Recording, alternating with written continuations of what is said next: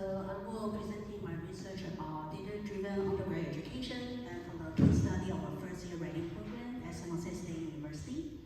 So my name is Angel Chen, and my colleague, actually former colleague, Amanda, she is in the United States, so she cannot be with us today. So I'm presenting our previous research together. So a couple backgrounds before we start first our studies. So the first one is about the background of the studies.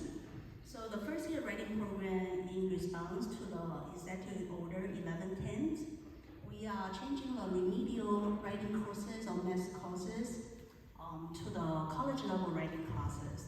So the reason why we're doing this is for the degree completions. So before students can be stuck in remedial courses without earning any college graduation credit, and then they can be there forever.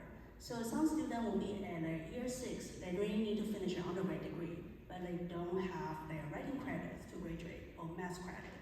So in order to change this situation, we transition to college writing courses.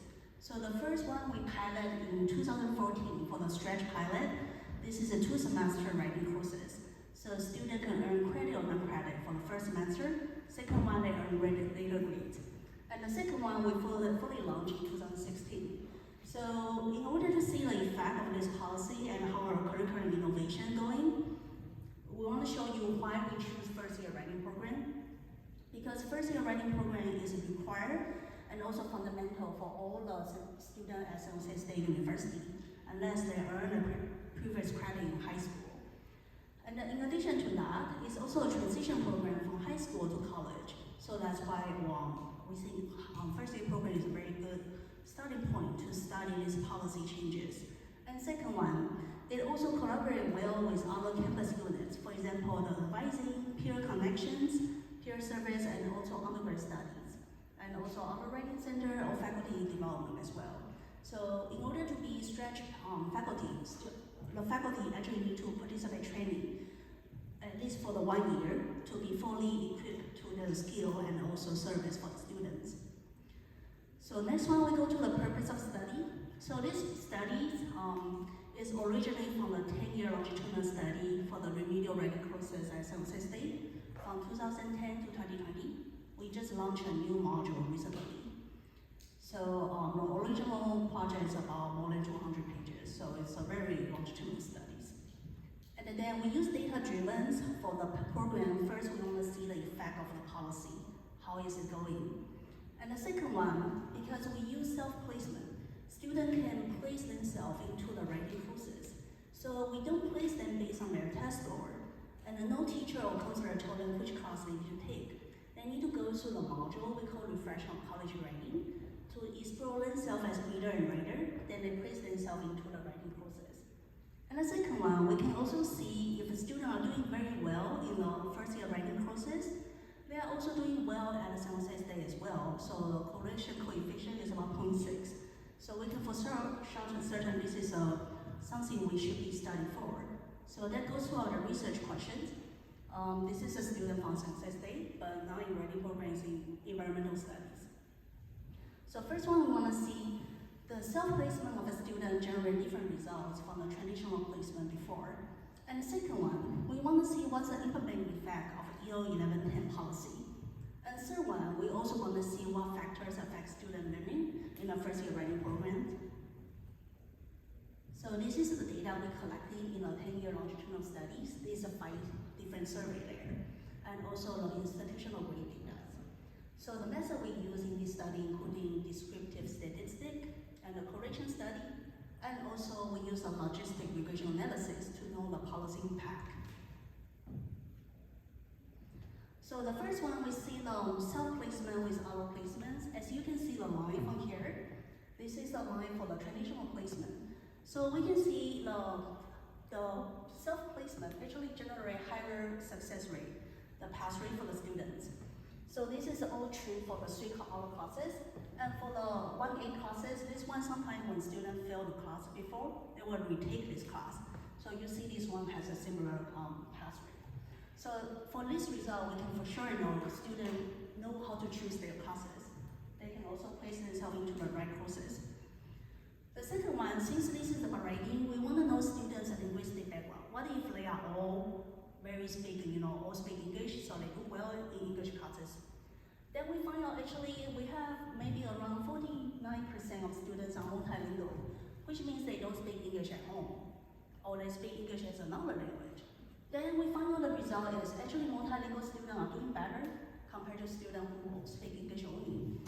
So we know our curriculum is actually very good for students with multilingual background as well. And the third one, we want to also study the impact of the equity gap for how our curriculum impact on students' demographic. The students come in with these advantage backgrounds. Do they do well in our classes? So the results we find out is, we find as time goes by, this is 2016 to 2020, compared to before, we see less impact in the demographic backgrounds with the students' learning. So we know we are closing the equity gap with our curriculum and also the policy implementation. So that goes to our theoretical framework. We want to see what factors affect student learning.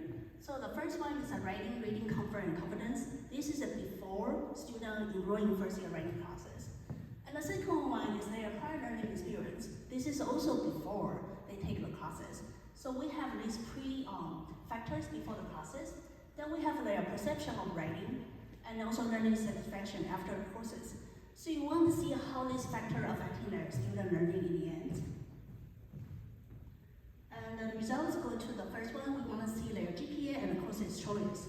We find out if the student place themselves into the classes that match their ability, they usually doing very well. It's 3.11. And if they place themselves into the challenging courses, they don't do as well, as you can see from the graph. And this about 3% of students didn't place themselves into the right courses, which means 97% of students has choose the right courses for them. And this is from the 10-year study, so it's a very small percentage. Then again, we compare students who choose the 2 semester and 1 semester writing courses. We find out the students who place themselves in the 2 semester writing courses, they have a lower writing comfort or reading confidence in that sense. However, their lower comfort or confidence doesn't really affect their learning in the first year writing courses. So we find out they all generate the same, about 92% of a success rate for the students. So we know students are doing very well. So the next slide is about results for the correlation logistic correlations. See the policy impact. So the first one for the high school GPA and the prior writing experience and the writing confidence. This is all before they take the classes. We can see these 3 factors actually have lower coefficients. And for the perception of rating and the learning satisfaction, this is happening after the classes. So you find out these 2 factors actually have a higher correlation coefficients compared to the other pre-factors. So we know what's happening after the first year writing courses actually has more impact for student learning. So the next one, we go to the conclusions. The first one, we see students really know how to place themselves into the writing courses. So they know the best choice for them. So that we can for sure know this is an effective policy. And the second one, as we see the closing equity gap, we know the implementing effect of EO 1110 is actually working in the first year writing program. So we are working toward the better degree completion and the closing the equity gap for the students. And the third one, we know the prior learning journey for the students does affect their course choice initially. However, it doesn't affect their outcomes in the end. So then we can for sure know students came to San Jose State as a public university. They came with all different diverse background and also linguistic background. However, most important thing is how they learn in the first year writing program, really impact their learning. So they go to the next slide, and this is a San Jose State University. So we are the oldest public university in California, and even older than UC Berkeley. So here, if you have any question, let me know. Thank you very much.